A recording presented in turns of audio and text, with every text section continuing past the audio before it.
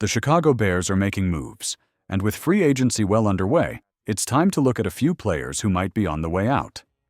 After adding pieces to the roster, some guys who were once seen as valuable depth might not have a place anymore. So today, let's break down 4 players who could be cut after these recent additions. First up, Ryan Bates. He was already on the bubble before free agency, and now his spot looks even shakier. The Bears have loaded up on the interior offensive line. Joe Thuney and Jonah Jackson came in. Andrew Dalman was added at center, and they brought back Doug Kramer and Bill Murray. That's a lot of investment in that part of the roster. So where does that leave Bates? Now, sure, he's probably better than Kramer and Murray. But let's be real. Does Chicago really need to keep him around? He had injury issues last year, including an arthritic shoulder and a concussion. He also costs $4 million. That's not a huge number, but for a backup lineman with health concerns, it's a fair question whether the money could be better spent elsewhere. At this point, if the Bears feel comfortable rolling with Stromberg and Kramer as depth at center, cutting Bates makes a lot of sense. And honestly, using that money to bring back Matt Pryor instead? Probably a better move, even though Pryor can't play center. Sometimes it's about making the most of your cap space. If the Bears don't think Stromberg or Kramer can hold up as a backup center, then sure, keeping Ryan Bates around for now makes sense, at least until the draft. But at some point, you have to call it what it is. This move just didn't work out. Ryan Poles liked Bates. He tried to get him 3 years ago, finally traded for him last year, and thought he could be the starting center. It didn't pan out. So at this point, why keep dragging it out? If they want to hold off until after the draft, fine. But this feels like a situation that's run its course. Dominique Robinson? Similar story.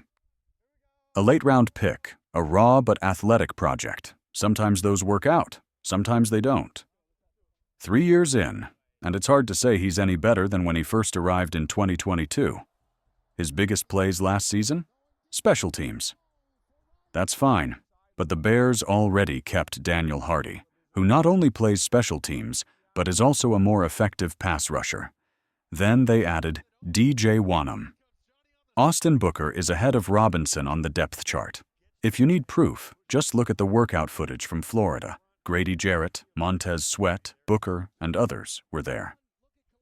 Robinson wasn't. Now, maybe with a new defensive line coach, the Bears want to keep him around through training camp and see if something finally clicks. That's fine. He doesn't have to be cut immediately. Bates is the only one who actually saves meaningful cap space. But at the end of the day, are the Bears really expecting some big jump from Robinson in year 4?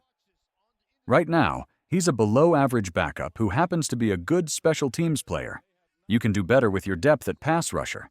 Zack Pickens is another guy who could be in trouble. Honestly, this felt like a reach from the start, a classic traits pick based on athletic testing rather than production. And from day one, it seemed like he was out of position.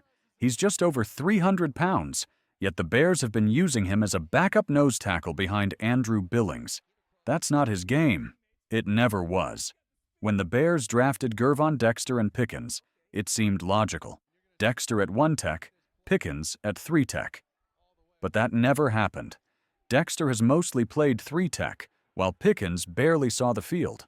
By the end of last season, he was a healthy scratch. That's all you need to know. If a team believes in a young player, they find ways to get him on the field. Instead, the Bears let him sit while losing 10 straight games. Now, they tendered Chris Williams at $3.2 million, but that's non-guaranteed. They could cut him any time. But even with that, Pickens is fighting an uphill battle. This is a deep defensive tackle draft, and odds are Chicago adds another guy to the rotation. And based on what we've seen so far, that rookie is probably going to be better than Pickens. Maybe the new coaching staff gives him a real shot at 3 tech. Maybe they don't think he has enough quickness for it. Either way, it's hard to see where he fits. Grady Jarrett is going to play a lot. Dexter will too. Billings is coming back from injury, and DJ Wanham has already said he'll be kicking inside. Add in a potential draft pick and the fact that Williams got tendered, and where does that leave Pickens? As a 6th defensive tackle once camp starts? That's not a roster spot you typically keep. Then there's Tyler Scott. Now, let's be clear. Scott shouldn't be cut. His speed and talent are still worth betting on. But it's also fair to wonder where he fits. The Bears just signed 2 receivers with a similar skill set. Olamide Zaccheaus, for example, is an undersized slot guy. But he's more proven at the NFL level and coming off the best season of his career. Last year, Devin Duvernay was one of the best punt and kick returners in the league, and he can give you something on offense too. Meanwhile, Tyler Scott barely saw the field, and when you actually look at the numbers, it's worse than you remember. 1 catch, 5 yards, all season. How does that even happen? Now, you can't blame it all on the coaching staff. If Scott had shown more in practice, he would have at least gotten a few more chances. But when you're losing game after game, and you don't even try giving a young, fast receiver a shot, that's brutal. With Ben Johnson running the offense, maybe there's still hope. He's worked with speed guys before and knows how to use them. But then again, the Bears have already brought in 2 more receivers. The depth chart isn't packed yet, but what happens if they draft another guy or sign another free agent? Right now, Scott probably makes the roster. But it's not a lock. Olamide Zaccheaus, he's a lock. Until proven otherwise. Duvernay? Lock. His return skills alone guarantee that. DJ Moore and Keenan Allen? Obviously they're in, so that's 4 spots locked up. Scott is probably the 5th guy right now, even if he's ahead of Duvernay as a receiver. But Duvernay is making this team as a returner, no question. That means Scott has to prove he's worth keeping. Can he show enough as a receiver? Can he contribute on special teams, even if he's not the main returner? He has the ability. We just didn't see it last year. Whether that was bad luck, bad coaching, or something else, it just didn't happen. I'm pulling for the guy. By all accounts, he's a hard worker.